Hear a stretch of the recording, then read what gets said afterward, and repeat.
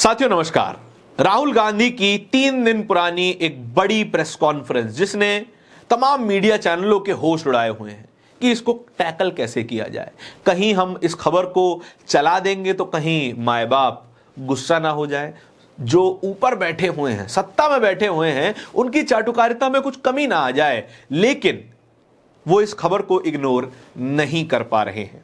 कोई भी चैनल हो, अच्छी या बुरी, इस खबर को चलाने में मजबूर हो चुका है। राहुल गांधी ने प्रेस कॉन्फ्रेंस करके चुनाव आयोग पर बड़े सवाल खड़े किए।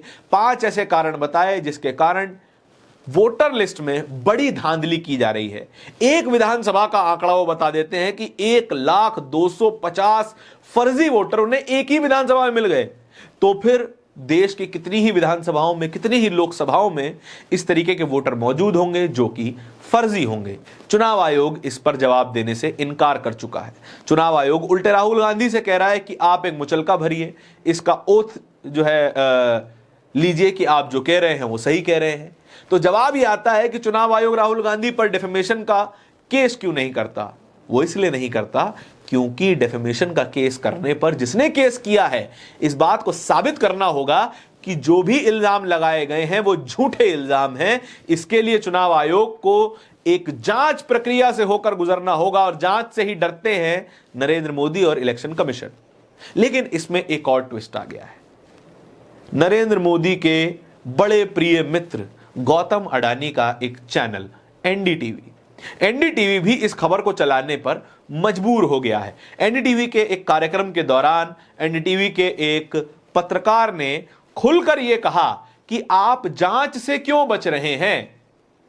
जांच है, करवा लीजिए। आप ही के संस्थान के ऊपर सवाल उठाए जा रहे हैं और आप ही इन तमाम सवालों से बच रहे हैं। ऐसा क्यों है?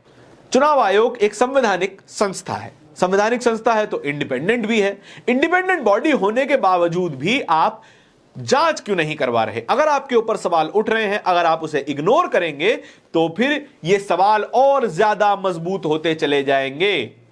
और इन पत्रकार साहब की सराहना इसीलिए भी होनी चाहिए क्योंकि अडानी साहब के चैनल में ये बैठे हुए हैं।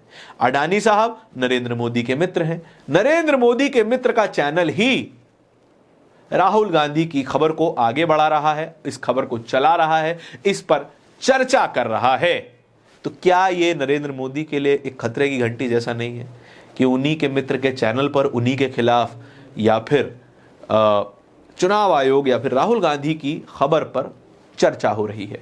आपके इस पूरी खबर के बारे में विचार क्या है? कमेंट सेक्शन में बताइएगा जरूर। इसी तरह के खबरों के लिए बने रहिए बोलता हिंदुस्तान के साथ। बहुत बहुत धन्यवाद।